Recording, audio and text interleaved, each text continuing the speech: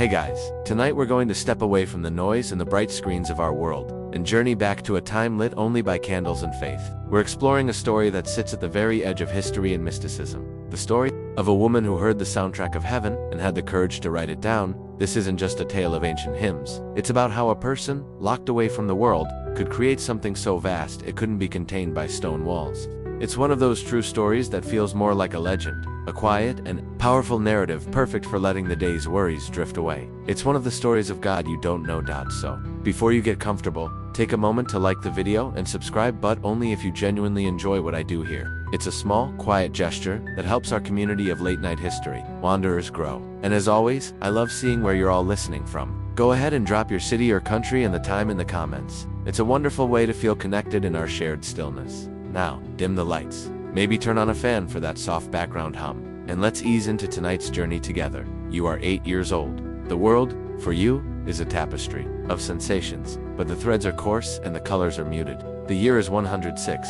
In the Rhineland Valley, a part of the Holy Roman Empire that feels both ancient and perpetually damp. You don't know any of this, of course. Your world is not one of maps or empires. It is the scratch of the undyed wool of your tunic against your skin, the perpetual chill that seeps from the stone floors of your family's small castle, and the thin savory scent of pottage that is almost always the next meal. You are the 10th child of a noble but not particularly wealthy family, and you are in the stark arithmetic of faith and finance. A tithe, a living, breathing offering to God, your family's version of a divine trust fund to secure their favor. This is not a punishment. Your parents are kind, in a distant, formal way. They look at you with a mixture of piety and a sort of solemn pride. But you are different, and they know it. It's not just your position as the 10th child. Since you were 3, you have seen things, not nightmares or daydreams, but shimmering, living lights that bleed into the world around you. You see auras around people, glowing filaments connecting the leaves on a tree. And sometimes, the very air seems to hum and vibrate with a light that no one else can see. You once tried to explain it to your mother, this radiant cascade of light you called the shade of the living light. She held you close, her own face pale, and told you it was a gift, but a secret one. A gift to be kept locked inside, like the precious, illuminated Gospels the priest kept in a wooden box. So you learned silence. You learned to watch the world through 2 sets of eyes. The normal, physical ones that saw the gray stone and gray skies, and the other ones, the ones that saw everything drenched in a silent, blinding symphony of light. It's like having a divine screensaver that you can't turn off. Historians, and indeed modern neurologists, still debate whether these were migraines with a particularly vivid aura, a form of temporal lobe epilepsy, or truly, as you believe, direct transmissions from the divine. For you, it is simply reality. It is both a terror and a comfort. The light frightens you with its intensity, but it also assures you that there is more to the world than the heavy, earthly things you can touch. Today is the day your offering is made official. It's not a dramatic scene. There are no trumpets, just the soft squelch of leather shoes on a muddy path as you walk beside your parents toward the Monastery of St. Disubad. The air smells of rain and fallen leaves. You hold your father's hand, his calloused fingers a rough anchor in a world that feels increasingly fluid. You are to be enclosed with an anchoress, a religious recluse named Judah von Sponheim. You will be her student, her companion, her charge. Sealed away from the world in a stone cell attached to the side of the monastery church, it's not a prison, they tell you. It is a holy womb from which you will one day be reborn into heaven. But as you look at the high, dark walls of the monastery, it feels very much like an ending. Not exactly the blockbuster summer you were hoping for. You arrive at a small, heavy, iron-banded door. This is it, your new home. The abbot is there, a man whose beard seems to hold the scent of old incense and wax. He chants prayers in Latin, a language you don't understand but whose rhythm you feel in your bones, like a low, resonant hum. Your parents kneel, your mother weeps quietly, your father places his hand on your head, a final, fleeting touch. You are given a small wooden cross to hold. It is smooth and cool. Then, the abbot guides you to the door. He doesn't push, you are expected to walk through it yourself. And you do. You step over the threshold, from the muted greens and browns of the outside world into a sudden, profound darkness. The door closes behind you. The sound of the heavy bolts sliding into place is a period at the end of a sentence. The first chapter of your life is over. The air inside is thick with the smell of cold stone, beeswax, and something else. Something green and alive, like crushed herbs. And from the depths of the gloom, a soft voice calls your name, Hildegard. Your eyes adjust, slowly. The darkness is not total. A high, narrow slit of a window, more of an arrow slit than a proper window, lets in a sliver of the gray sky. It's just enough to reveal the shape of your new world. A small, stone-walled cell. It's perhaps 10 paces long by 10 paces wide. In one corner is a simple straw-filled mattress on a low wooden frame. A wooden chest sits at its foot. In the center, a small table and a stool. That's it. This is the main room. A dark archway leads to an even smaller space, which you correctly guess will be your own sleeping alcove. The voice came from a figure, sitting at the table, a woman bathed in the weak light. This is Jutta. She is older than your mother, her face a web of fine lines, but her back is straight, and her eyes are clear and unnervingly direct. She isn't smiling, but there's no cruelty. In her gaze, it's a look of profound seriousness, of someone who has weighed the world and found it wanting. She is a countess by birth, a fact that is evident in her posture even in this humble cell. Choosing this life was her decision, a radical act of devotion. You are simply her inheritance. She gestures to the stool opposite her. You sit. For a long time, she says nothing, simply studying you as if you are a complex text she must decipher. The silence isn't awkward, it's a presence, as solid as the stone walls. It is the language of this place, and you are to become fluent in it. You will learn the Psalms, she finally says, her voice low and even. You will learn to read them, to sing them, to breathe them. They will be your bread and your water. And so your education begins. Life in the Anchorhold, the formal name for this cozy little stone box, is governed by a rhythm as strict and unyielding as a law of physics. It is the Horarium, the liturgy of the hours, the divine timetable that has structured monastic life. For centuries, your days are not marked by the sun's position, but by the ringing of the monastery bells next door. Before the first hint of dawn, the bell's four lauds praises jolt you from your thin mattress. You and Jutta stand before the squint, a small grated opening in the wall that looks directly onto the church's main altar, and join your voices to the unseen monks chanting on the other side. Then comes prime, at sunrise, terce, at mid-morning, sext, at noon, none, in the mid-afternoon, vespers, as evening falls, and finally, compline, the last prayer of the night, before you retreat into a sleep that is little more than a pause in a continuous conversation with God. It's like living inside a clock, or perhaps being a gear in one. There is no spontaneity. No, I'll do it later. There is only the now of the liturgy. The outside world communicates with you through two small portals. The squint, your window to the sacred, and another, a small shuttered opening to the outside world, through which a lay sister passes your daily meal, usually dark bread, some cheese or beans, and watered wine, and takes away your waste. It is also through this window that townspeople will occasionally come, drawn to the holiness of the enclosed anchoress, asking Jutta to pray for them. You hear their muffled voices, tales of sick children and bad harvests, and you learn that even in this sealed tomb, the world's suffering finds a way in. Your primary textbook is the Psalter, the Book of Psalms.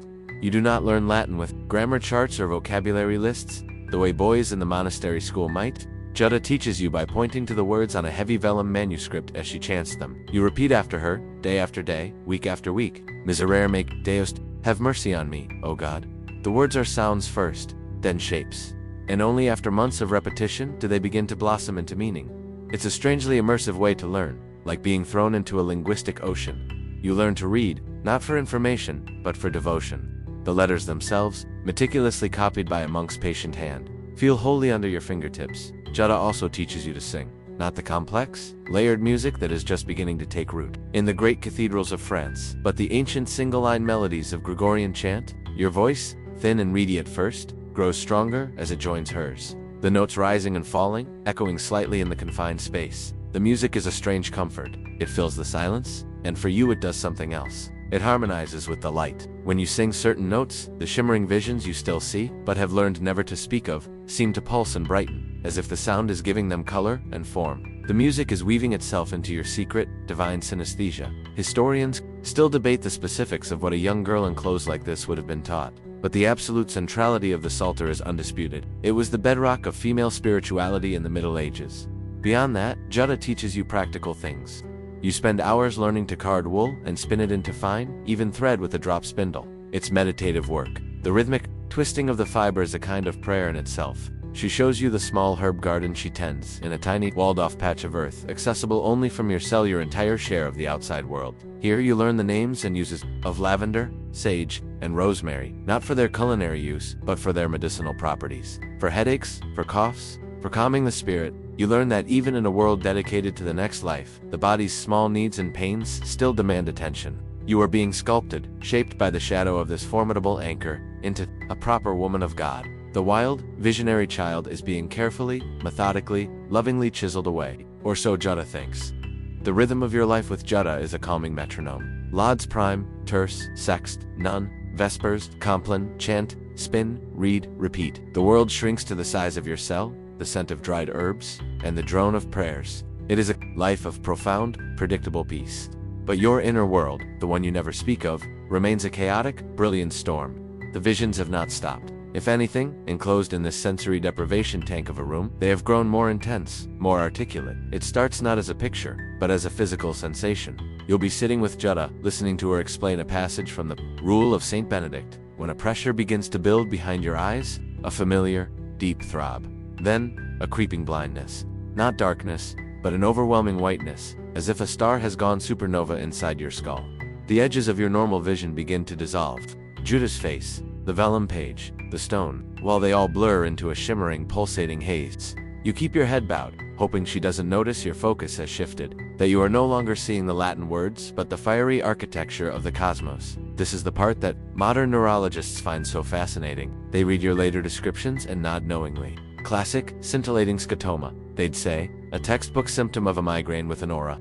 You describe brilliant, moving lights, stars, and geometric zigzagging patterns that look like fortifications, what doctors literally call a fortification spectrum. You are unwittingly providing a perfect clinical description of a neurological event, centuries before anyone would have the framework to understand it. But for you, this isn't a symptom. It is the prelude. It is the divine orchestra tuning, up before the main performance. Because after the light show subsides, the vision truly begins. You are wide awake, your eyes are open, yet you are seeing something else entirely. You see a woman with a face of such brilliance she is almost painful to look at, holding a spear that pierces a tangled dark dragon. You see a great tower, built of living stones, representing the different virtues of the soul. These aren't fuzzy daydreams. They are detailed, specific, allegorical tableaus, as intricate and layered as a Byzantine mosaic. And there is a voice. A clear, calm voice that emanates from the light itself, explaining what you are seeing. It dictates pages of dense, complex theology, unpacking the mysteries of the Trinity or the nature of salvation. It's less of a mystical whisper and more of a celestial TED Talk, complete with visual aids.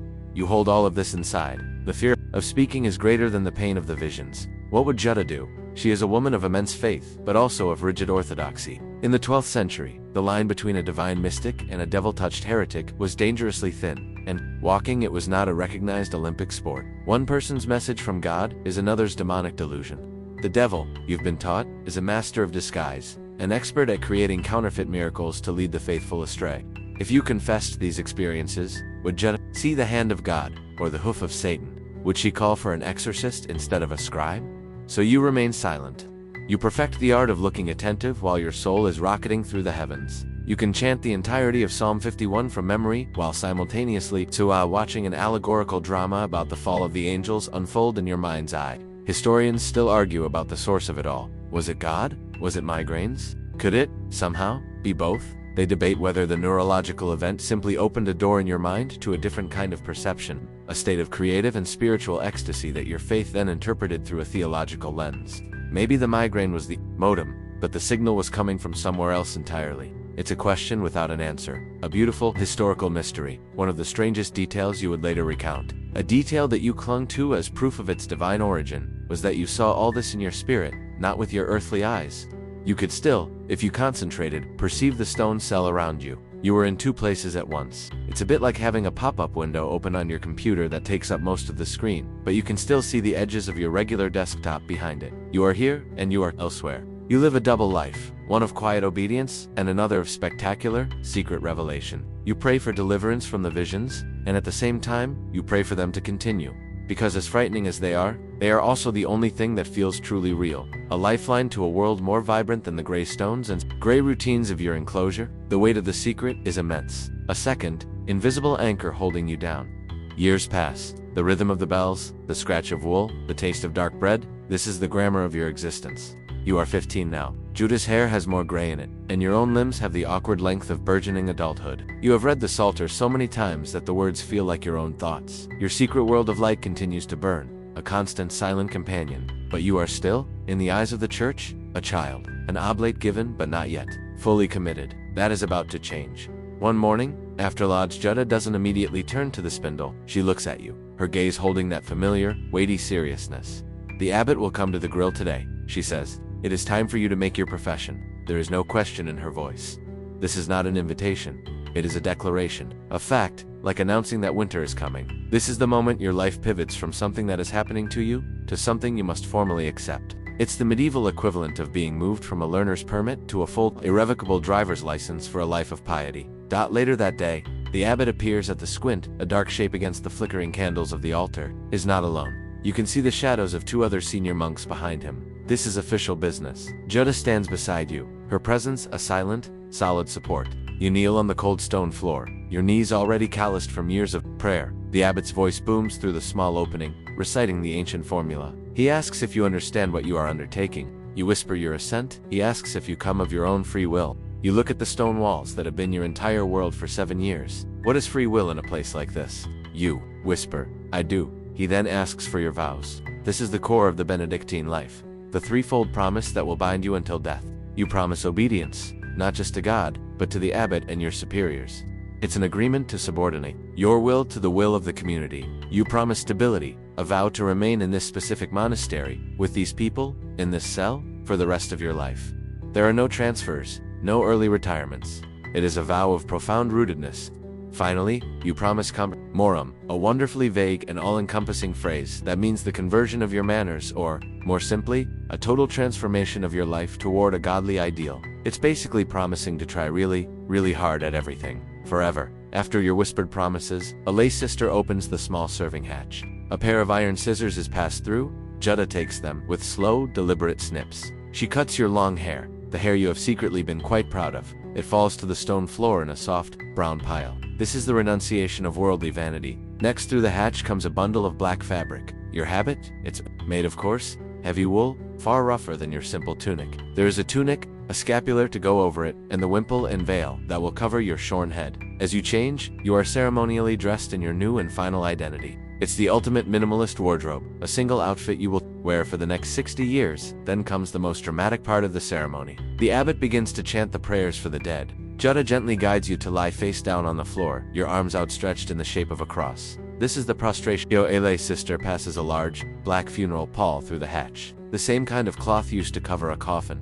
Jutta drapes it over your entire body, plunged into a sudden woolen darkness. You are symbolically dead to the world. You are being buried. The monks on the other side of the wall are singing your funeral rites. It is chillingly effective.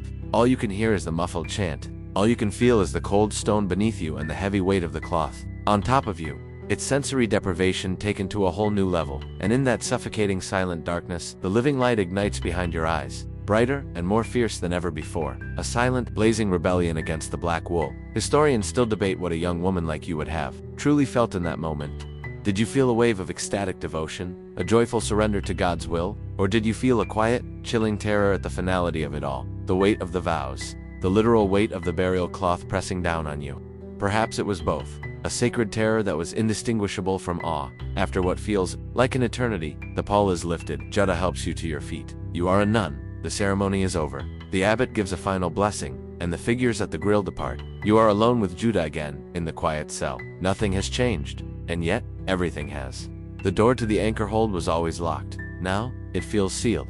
This is no longer a temporary arrangement. It is your life. The tomb has become your home. But as you stand there, dizzy from the experience, you feel the familiar thrum of the light within you. A secret kingdom that no vow or stone wall can ever truly enclose. The funeral pall is put away, the shorn hair is swept up, and the rhythm resumes. Lauds prime, terse, the days stack up into weeks, the weeks into months, the months into years. The cell remains your universe, but it is no longer just you. And Jutta, the fame of the holy anchoress of Spanheim has spread. Other women, mostly from noble families like your own, have been drawn to this life of radical devotion. They haven't been enclosed in the same cell that would be a bit crowded. Even for the most devout, but a small community of nuns has grown around your anchor hold. Their cells and common rooms built up against the church, an expanding spiritual satellite to the main monastery. You are no longer just an anchoress's companion. You are part of a small, thriving convent of women. With Jutta as your revered leader, your magistra, you are now 38 years old. The awkward girl is gone, replaced by a woman whose face is shaped by silence and prayer. You have spent 30 years within these walls. Your visions have continued, a secret, parallel stream of existence. Over time, you've learned to navigate them, to function while a corner of your mind is witnessing celestial warfare. You and Jutta have settled into a comfortable, profound companionship.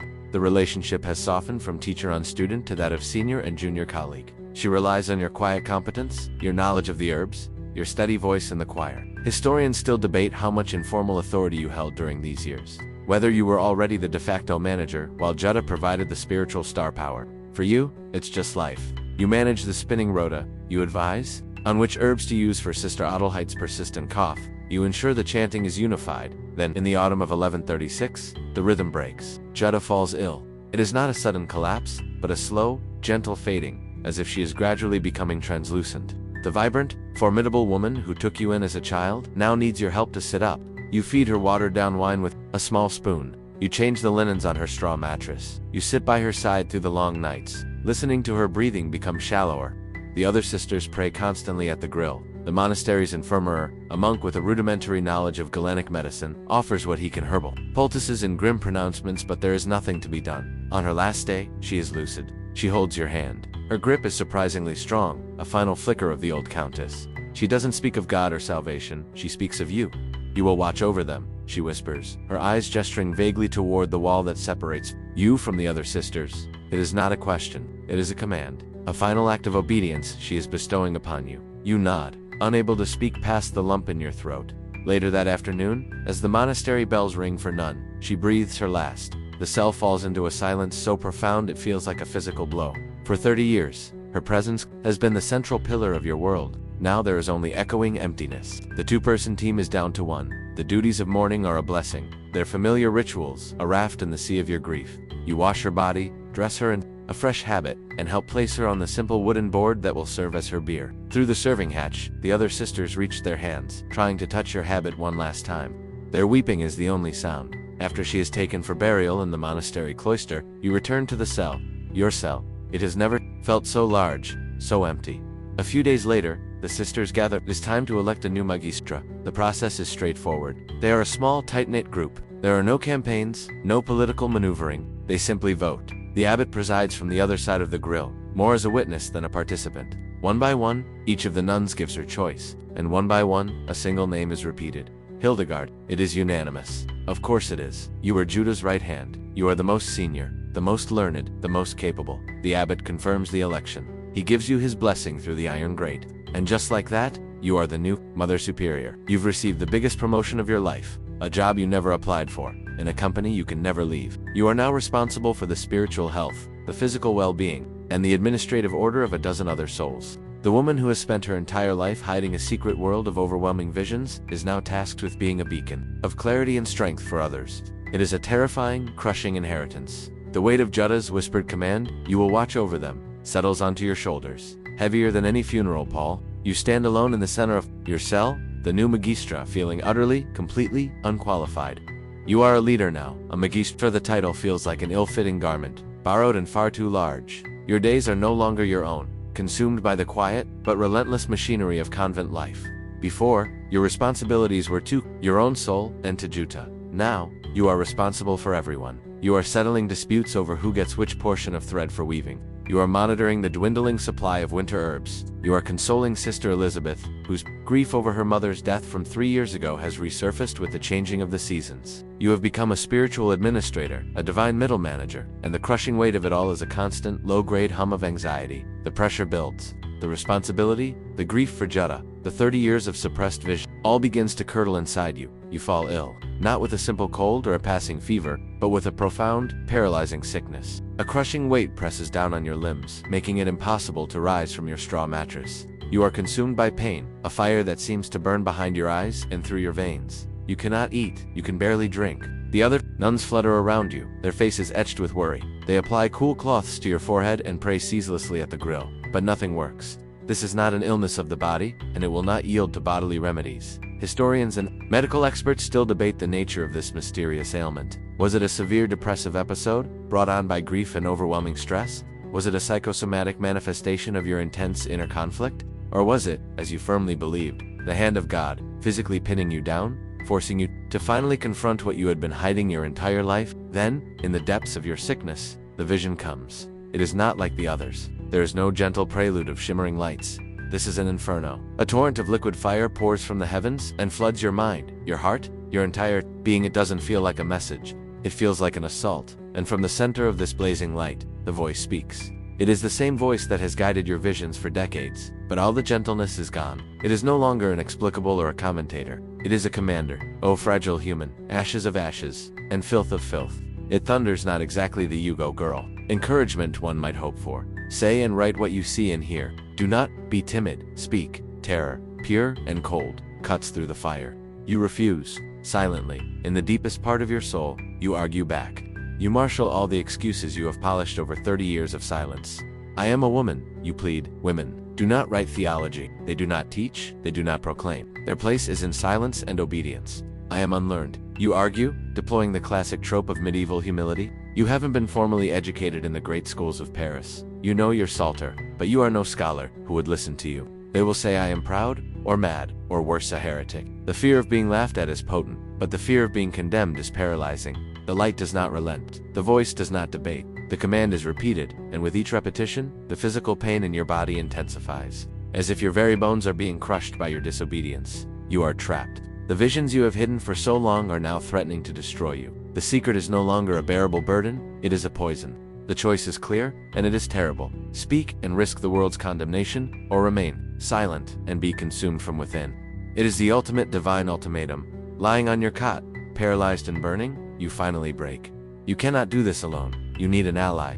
You think of the abbot, but he is a figure of immense authority, distant and intimidating. Confessing to him feels like submitting a proposal to a celestial review board. You are certain will reject it, but there is someone else. A monk from the main monastery named Volmer. He is older now, his face kind. He was Jutta's friend and confessor, her scribe for official letters. He has known you since you were a girl. You have always sensed in him a quiet wisdom and a deep well of compassion. He is your only hope.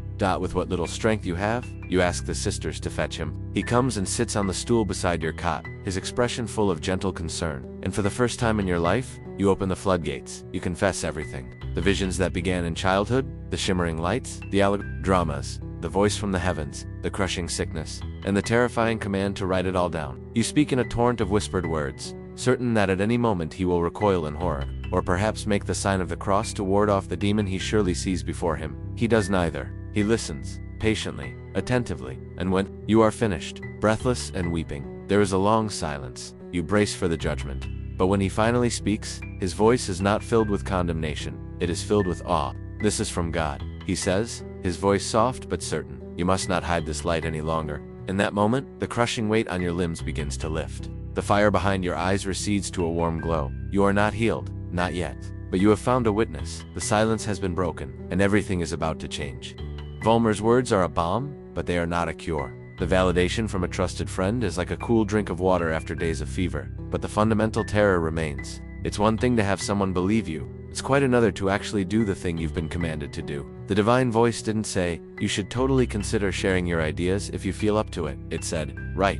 And now Volmer, this kind, patient man, is looking at you, expecting you to begin. The crushing physical illness has receded, but in its place is a profound, soul-deep exhaustion and a stage fright so immense it feels like its own kind of paralysis. He arrives the next day, not with remedies or prayers, but with tools. He brings a small, folding wooden frame holding 2 wax tablets and a metal stylus, sharp at one end and flat at the other. This is the medieval equivalent of a laptop with a very, very slow processor and no delete key. The wax is dark, probably beeswax mixed with charcoal, and it gives off a faint, sweet, earthy smell. It's a familiar object, used for taking notes or practicing letters. But now it seems impossibly vast, an empty black ocean you are expected to fill with the fire of heaven. He sits on the stool, places the tablets on his lap, and looks at you expectantly. Whenever you are ready, Magistra, he says softly. Ready? You will never be ready. You try to begin. You attempt to describe the very first vision from the sequence you are meant to record an image of a great mountain, the color of iron, with a figure of immense light sitting on top. But the words won't come out right. How do you describe a light that is also a sound? How do you explain a theological concept that was delivered to you not in words, but in the form of a living allegorical sculpture garden? It's like trying to explain the plot of a deeply weird dream you had to someone who just wants a straight answer. You stammer, you backtrack, you fall into long agonized silences. The gap between the glorious, overwhelming vision and your own clumsy, inadequate human language feels like an uncrossable chasm. Volmer is a saint. He doesn't rush you, he doesn't correct you, he just waits, his stylus poised over the wax. Sometimes he asks a gentle question. This light, Magistra, was it like the sun, or more like a fire? His questions are anchors, pulling the vast, formless vision down into the realm of the specific. He is not just your scribe, he is your translator, your midwife. helping you give birth to these terrifying ideas. And when you hesitate too long, when the fear threatens to swallow you, and you whisper, "I can't," a shadow of the old sickness returns, a sharp throb behind your eyes, a leaden weight in your limbs. It is a terrifyingly effective motivational tool. The message is clear. The only cure for this divinely sent illness is to obey the divine command. You have no choice but to push through the fear and speak. This is a fact you later record, that the physical torment only abated when you were actively working, a phenomenon historians still debate. Was it the psychological release of finally expressing yourself? Or was it, as you believed, God's way of keeping you on task? A divine cattle prod for a reluctant prophet? Slowly, painstakingly, a process is born. You dictate, you close your earthly eyes to better see with your spiritual ones, and you describe what you see. Volmer scratches your halting words onto the soft wax. When a sentence is complete, he reads it back to you. You make corrections. He uses the flattened end of his stylus to smooth over the wax, erasing the mistake, and rewrites the phrase. It is a process of immense, excruciating labor for both of you. Only when a passage is deemed perfect, or as perfect as you can make it, does he take it back to the monastery's scriptorium to be copied with expensive ink onto even more expensive, precious parchment.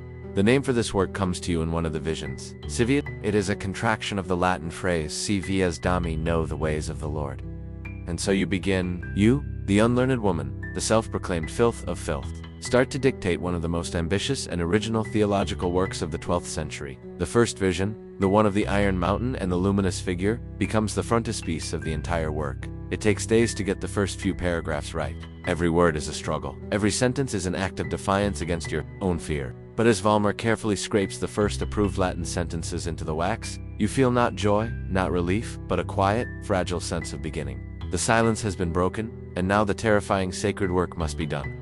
The work on Sevillas becomes the new rhythm of your life. Dictating, correcting, seeing Volmer off with his precious wax tablets, it is a routine that is both exhausting and exhilarating. The book is taking shape, a vast architecture of theology, built from the blueprint of your visions. Meanwhile, your reputation, whispered from monk to pilgrim to parish priest, has grown.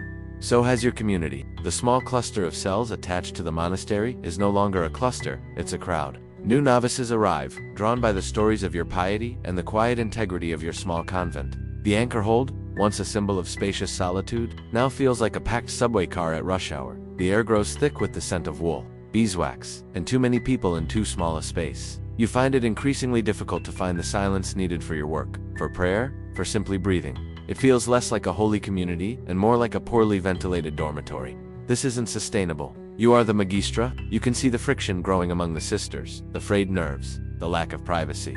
You pray for a solution, for guidance. And, as is becoming the new pattern of your life, the guidance arrives not as a gentle suggestion, but as an undeniable, visionary command. One afternoon, during prayer, the familiar light floods your spirit. But this time, it doesn't show you angels or allegorical towers. It shows you a hill, a specific hill, a few miles away, overlooking the spot where the river Nea flows into the Great Rhine. It is a beautiful, green, and empty place called Rupertsberg, named for a local saint. In the vision, you see this hill bathed in a brilliant celestial light, and you understand with absolute clarity you are to move your convent there. You are to build a new monastery, independent and self-sufficient, for your sisters. God, it seems, has just served you and your 20 nuns an eviction notice and pointed you toward a divine fixer-upper.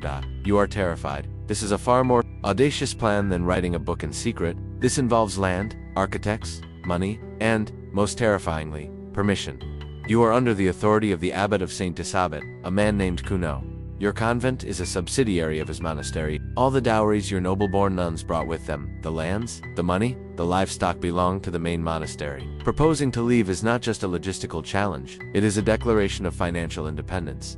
It's the medieval equivalent of a popular, innovative division trying to spin off from its parent company, taking all its best talent and assets with it. You request a meeting with Abbot Cuno. You approach him with all the humility you can muster, laying out the practical reasons, the overcrowding, the need for more space, and then, trembling, you reveal the divine command. He listens, his face a stony mask, and he says no, absolutely not. The refusal is swift and total. His reasons, he explains, are practical. It is not safe for a community of women to live alone on an isolated hill. They need the protection of the monks. The land is undeveloped. It would be too difficult, too expensive, but you understand the unspoken reasons. You are a valuable asset. Your fame brings prestige and pilgrims and their donations to his monastery. Your nun's dowries are a significant part of the monastery's wealth. Letting you leave would be a spiritual and financial catastrophe for him. Historians still debate Abbot Kuno's motivations. Was he a genuinely concerned patriarch trying to protect his flock, or a shrewd administrator terrified of losing a high-performing revenue-generating asset? Perhaps he was both. The conflict escalates. You insist it is God's will. He insists it is your prideful delusion. The monastery is divided. The monks side with their abbot. Your nuns side with you. The atmosphere is thick with tension. So you do the only thing you know how to do when faced with an immovable object. You get sick. Once again, a mysterious, paralyzing illness strikes you down. You are confined to your cot, unable to move a muscle, as if the very earth is holding you hostage at St. Disabot. Your body has become a battlefield. You lie there, a living, breathing testament to the abbot's disobedience to God's will. It's a risky, dramatic move, a sort of holy hunger strike, and it works. News of your paralysis, and the reason for it, spreads. You might be enclosed, but Volmer is not. He becomes your messenger, your press secretary. He helps you draft letters to people of influence and archbishop, your own noble relatives. You have powerful connections, and for the first time, you use them. A letter arrives for Abbot Kuno from the Archbishop of Mainz, the highest ecclesiastic authority in the region, gently suggesting he reconsider. Your mother's relative, the Marchioness von Stade, a wealthy and powerful widow, makes it known that a significant donation to St. Disabod might be withheld if the holy woman Hildegard's divinely inspired project is thwarted. The pressure on Kuno is immense.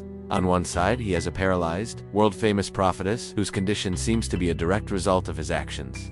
On the other, he has the most powerful nobles and churchmen in Germany breathing down his neck. He is trapped. Finally, he relents. He comes to the grill, his face grim, and grants his permission. You may go. You may take your nuns and build your new home on Rupertsberg. The moment the words leave his mouth, the feeling returns to your limbs. You can move. You sit up. The victory is immense, but as you look around the crowded cell, you have fought so hard to leave. You are struck by the terrifying reality of what you have just won, the right to build a new world from scratch, on a cold, empty hill.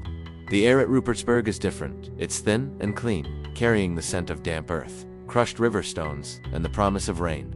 After the cramped, recycled air of the anchor hold at Disabod, the constant wind that sweeps across this hill feels like a kind of freedom. You have your own monastery, the stone walls are new, the mortar still fresh, the sounds are your own, the footsteps of your sisters on the flagstones, the gentle clatter from the new kitchens, the wind whistling around the chapel walls. The independence you fought for is real, and it is terrifying and glorious. The work on Civius continues, its theological architecture slowly rising. But here, in this new space, something else begins to stir within you. It's not a command this time, not a burning imperative that threatens to strike you down. It's different. It's music. You have always sung the chants, the ancient melodies of the church.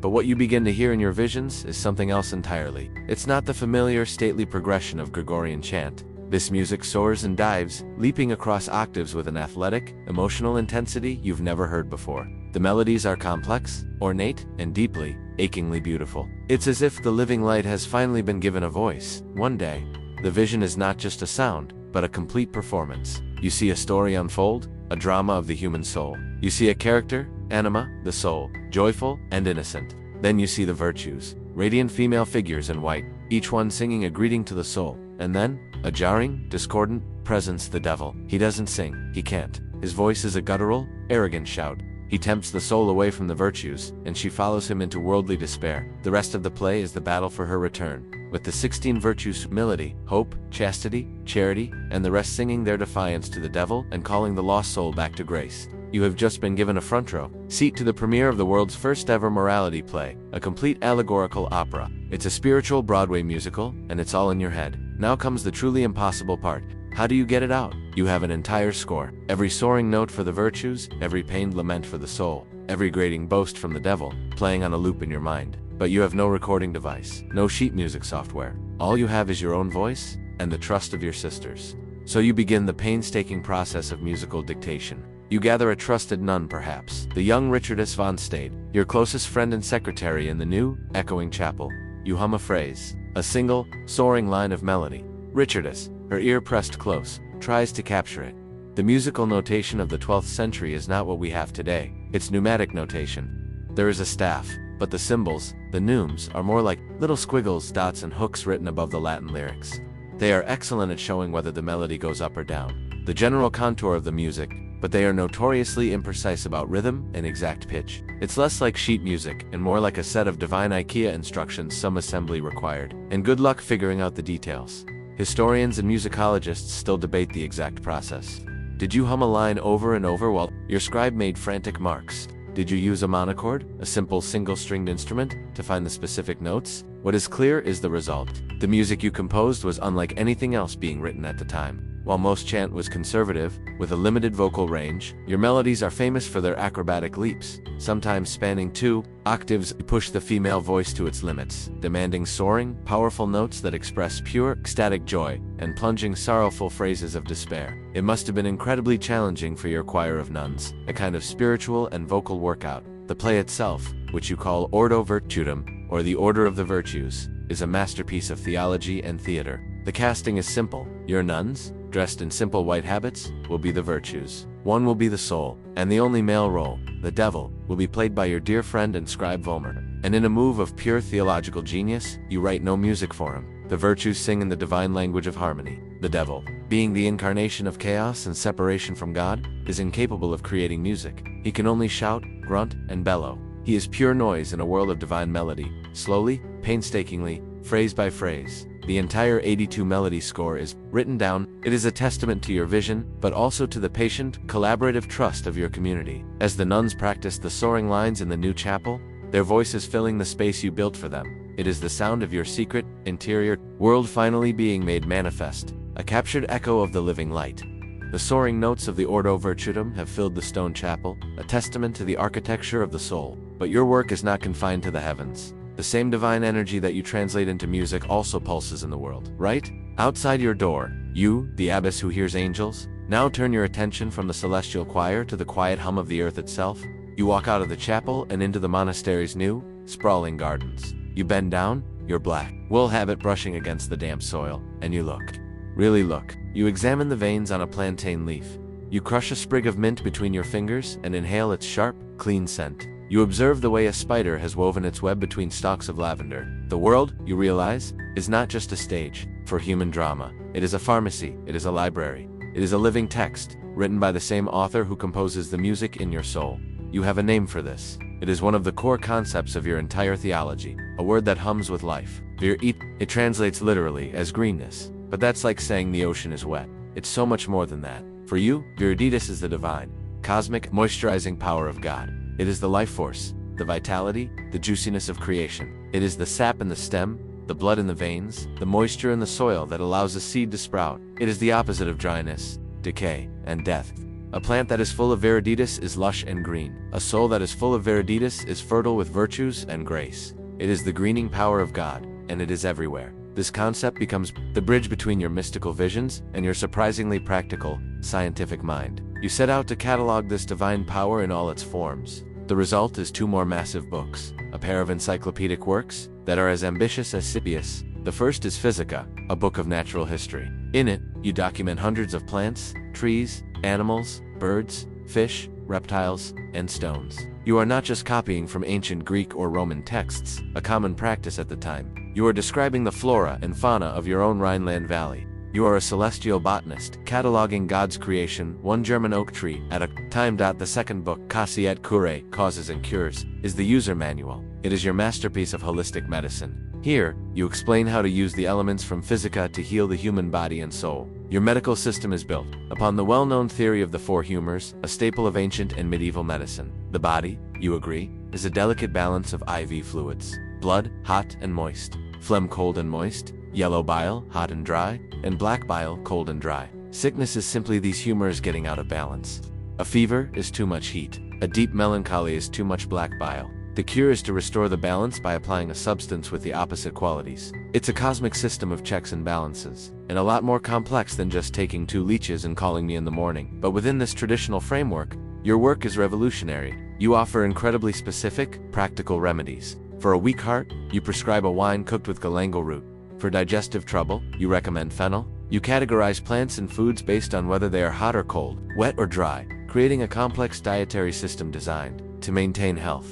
And then there's the truly strange and wonderful stuff. You write extensively about the healing properties of gemstones. You recommend placing a jasper stone on a snake bite, or drinking water in which a sapphire has been steeped to calm anger. It's a kind of divine Brita filter, using the stable, earthy energy of the stone to purify the body's out-of-balance humors.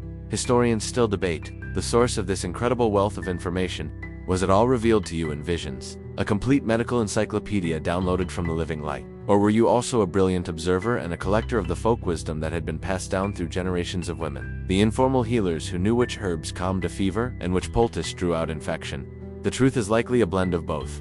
You were a conduit, yes, but you were also a scientist. You were listening to the voice of God, but you were also listening to the collective wisdom of your community and observing the world with a keen analytical eye. In your mind, there was no contradiction. The Viriditas that healed a sick nun with a fennel infusion was the exact same divine power that composed the soaring melodies for the virtues. It was all one, interconnected system, a green and living song. You are in your 60s now. Rupertsburg is no longer a construction site. It is a home, a thriving center of spiritual and intellectual life. Your book Civius Physica, Cassi, et Carrar, being painstakingly copied and circulated, passed from one monastery scriptorium to another. Your music is sung daily in your own chapel and is starting to be performed in others. You have become a respected figure, a correspondent of popes and emperors. You are the Sibyl of the Rhine, a title spoken with a mixture of awe and reverence. You have built a world, and it is good. You could, by all rights, settle into a comfortable rhythm of leading your community, tending your gardens, and enjoying the fruits of your long and arduous labor. You could, in essence, retire. But the living light does not have a retirement plan. The voice that commanded you to write and to build now gives its most radical, most audacious command yet. It's no longer enough to write the truth in a book that might be read by a handful of learned men. It's no longer enough to sing the truth in a chapel for your own sisters. You must now speak the truth in public. The vision is clear. You are to leave the enclosure of your monastery and go on preaching tours throughout the German lands.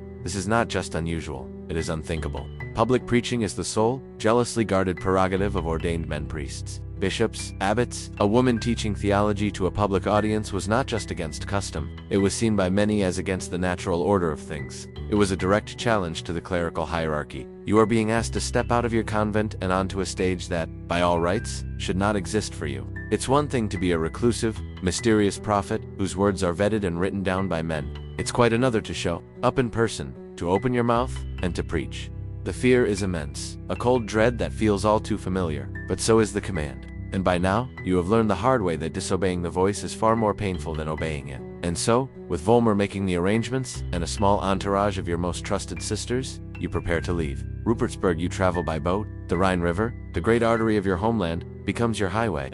You sit in the simple river barge, the rhythmic slap of water against the wooden hull, a new kind of liturgy. You watch the vineyards and the castles slide by, a world you have only seen from a distance or in visions. Your tours are a study in contrasts. Your first stop is often the cathedral city. You are invited, sometimes enthusiastically, sometimes grudgingly, to speak to the cathedral clergy. You, a woman who has never been formally educated, stand in the stone chapter house before the most powerful and learned men in the region. You can feel their skepticism, their stiff-necked pride. This must feel like the world's most intimidating job interview. But you do not preach gentle platitudes. You preach fire. You speak of your visions of the church as a beautiful woman, stained with corruption, of priests who are dry and tepid, who have lost their spiritual vigor. You call them out on their greed, their lust for power, their spiritual laziness. You are a divine whistleblower, and you are fearless. Then, you speak to the laity. You stand on a platform in the crowded marketplace, the smell of sawdust, livestock, and baking bread rising around you. The sight of you, a Benedictine abbess with a gaze of unnerving intensity, is a spectacle in itself. It's the medieval equivalent of a world-famous reclusive author suddenly doing a stand-up set in the town square. People flock to listen, and to them, your message is different.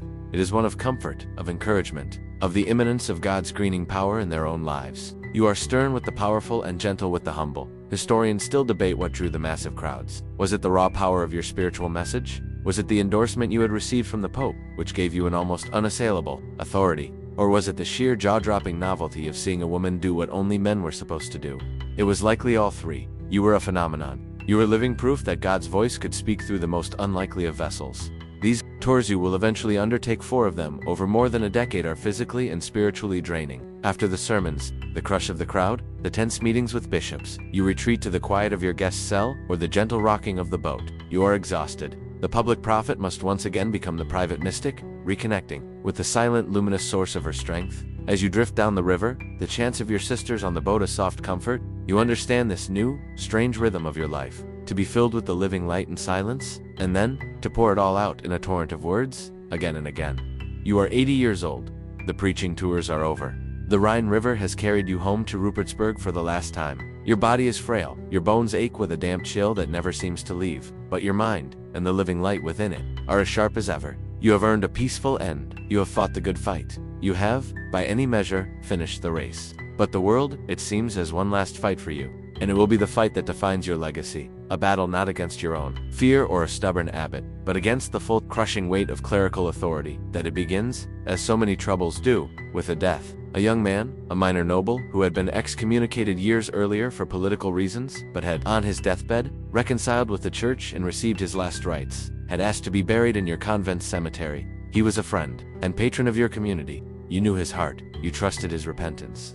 And so, following his wishes and believing in the power of God's forgiveness, you bury him in the holy ground beside your chapel. It is an act of Christian charity, a gesture of mercy, but you have broken a rule. Canon law is clear. An excommunicated person cannot be buried in consecrated ground. Even though he had been reconciled, his formal status had not yet been officially, publicly restored by the ecclesiastical court in Mainz. To the distant, bureaucratic clerical authorities, you have knowingly buried a sinner among the saints. The chapter of canons in Mainz, men whose predecessors you likely berated for their lack of Viriditas on one of your preaching tours, seize their opportunity. They dispatch a messenger to Rupertsberg. He carries a stark ultimatum: dig up the body and cast it out of the holy ground, or your entire convent will be placed under an interdict. An interdict. It is one of the most powerful and terrifying weapons in the church's arsenal. It is a collective punishment, a spiritual embargo.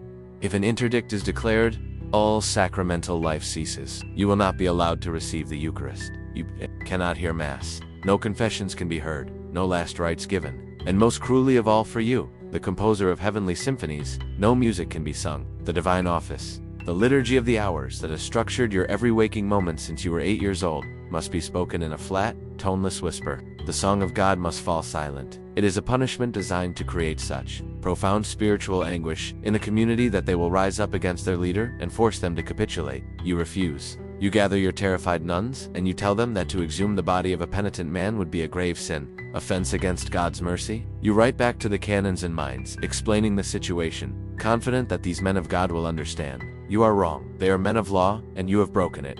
The interdict is imposed. The silence is a physical presence, a thick, suffocating blanket that smothers all life and joy from Rupertsberg. The daily rhythm is broken. The familiar, soaring notes of your own compositions are gone, replaced by a dreary, monotonous recitation. The joy drains from the community. The nuns grow anxious, their faces pale. The vibrant greenness of your monastery begins to wither and turn gray. This is not the holy silence of contemplation. It is the dead silence of punishment, the silence of a God who has been forced to turn his face away. And for you, it is a personal agony.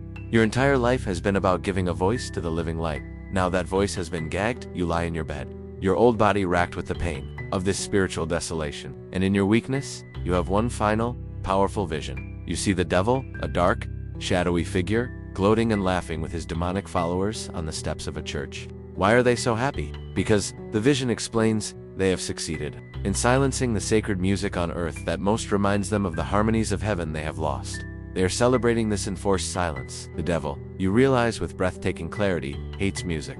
This vision becomes the core of your defense. You dictate a furious, passionate, and theologically brilliant letter to the prelates of Mainz. It is your masterpiece, the culmination of a lifetime of thought on the nature of music and divinity. In it, you argue that music is not mere decoration. It is an essential part of the human soul's memory of paradise. Before the fall, Adam had a voice that harmonized perfectly with the angels. After the fall, humanity lost that ability, but through the gift of music, a gift inspired by the prophets, we can be reminded of that lost celestial joy. Therefore, you argue, to forbid the singing of God's praises is not to punish disobedient nuns, it is to do the devil's work for him. It is to grant Satan his fondest wish. You have effectively accused the canons of Mainz of being the devil's unwitting accomplices. It is a theological checkmate. The letter, combined with your unyielding refusal and the continued pressure from your influential friends, works. After months of agonizing silence, the interdict is lifted. The sentence is annulled. The song can return to Rupertsberg. The first notes of the chant that rise in the chapel that day must have sounded like the very breath of God returning to the world, a defiant, joyous victory of Viriditas over the forces of dry, silent decay.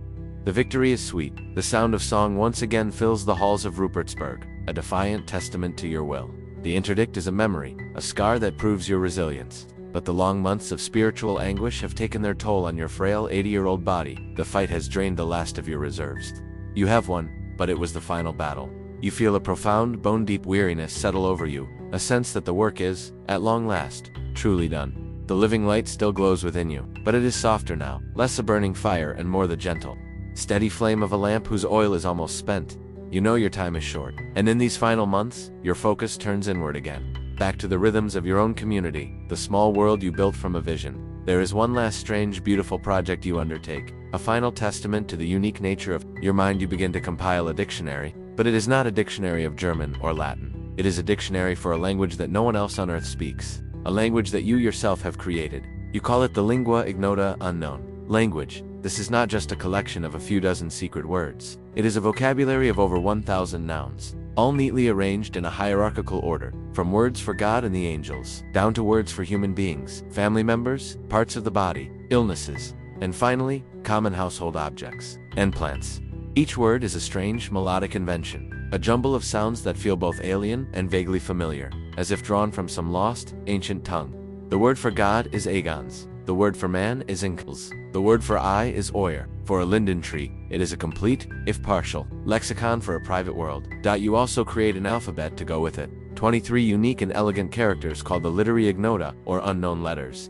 They look like a strange fusion of Roman and runic scripts, a beautiful and indecipherable code. Vollmer, your ever-faithful scribe, must have spent weeks painstakingly copying out the vocabulary lists and the strange new letters. Historians and linguists are still completely baffled by the lingua ignota. What on earth was it for? It remains one of the greatest and most delightful mysteries of your life. Was it, as some have argued, a secret, holy language revealed to you in a vision, a language for speaking with angels, a kind of celestial Esperanto? Was it a practical tool, a secret code to be used in your correspondence to shield it from prying eyes? Or was it something else entirely, a creative game, a linguistic artwork, the product of a mind that simply delighted in the act of creation? Whether that was creating a symphony, a medical text, or a new way of naming the world, there is no definitive answer. You never explained its purpose, but it feels like a final, perfect expression of your entire life. You have always lived in two worlds at once, the outer world of stone and wool, and church politics, and the inner world of light and music and vision. The lingua ignota feels like a bridge between them, a way of renaming the familiar world in the language of your soul.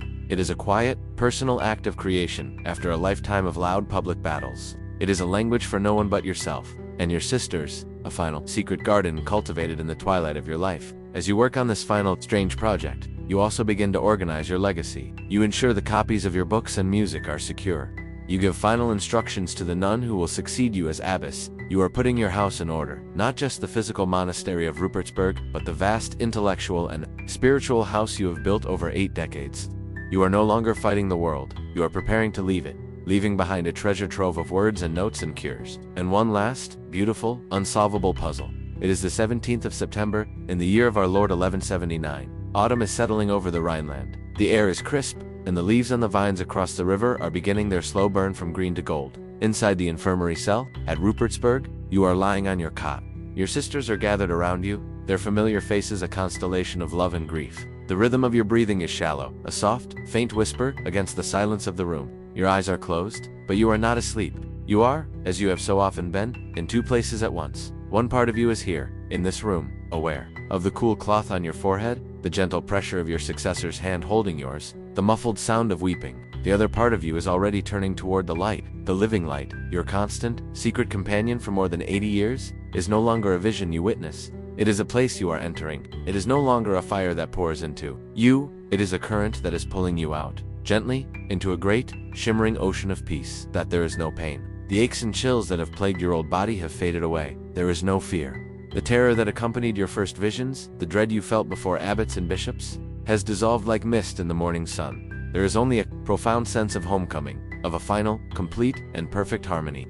You have spent your life trying to translate this light into words, into music, into cures. Now you no longer need to translate. You are simply becoming part of the original text. Your sisters, watching you, see only a peaceful, quiet passing. But later that night, after your last breath has been drawn and a profound stillness has settled over the monastery, something extraordinary happens. 2 of the nuns, keeping vigil, look out the window of your cell, and they see it. 2 brilliant, luminous arcs of light appear in the night sky directly above the monastery. One stretches from north to south, the other from east to west, forming a great, glowing cross of light centered perfectly over the roof of your cell. The light is multicolored, shimmering with red, green, and blue. And from within it, smaller, glowing crosses descend toward the monastery. This is not a private vision seen by a single mystic. This is a public phenomenon, witnessed by others. A final celestial exclamation point at the end of your long and remarkable life. Historians and scientists, of course, have their explanations. Perhaps it was a particularly vivid display of the aurora borealis, a rare but not impossible sight. In this part of Germany, perhaps it was some other atmospheric phenomenon, a sundog or a light pillar, its meaning magnified by the grief and piety of the witnesses. But for your sisters, there is no question, it is a sign. It is the heavens themselves bearing witness. To the passing of a saint, it is God hanging his own personal memorial wreath in the sky. It is a final, visual confirmation of everything you have ever said, a piece of the living light made visible for all to see. It is the perfect, silent, luminous eulogy. Your body is laid to rest in the floor of your own chapel at Rupertsberg, the church you built with the force of your will, the place where your own music so often soared to the heavens. You, the girl who was offered to the church as a living tithe, enclosed in a stone cell, have become the spiritual heart of a thriving community. A correspondent of popes, a composer, a scientist, a preacher, and now, a saint. The story that began with the closing of a heavy oak door ends here, in the quiet earth. Under the feet of the singing nuns you loved, your legacy secured in stone, on parchment, and in the memory of the light. Her tomb at Rupertsberg becomes a site of pilgrimage. The sisters she left behind continue her work, singing her music, reading her texts, and tending her gardens. They are the living keepers of her flame. But history, like a great, slow river, shifts its course. Centuries pass. The world that created Hildegard, a world of abbots and emperors, of relics and divine right, begins to crumble. Rupertsberg, the monastery she built with such fierce determination, is damaged during the tumult of the Reformation, and then finally abandoned and destroyed during the 30 Years' War in the 17th century.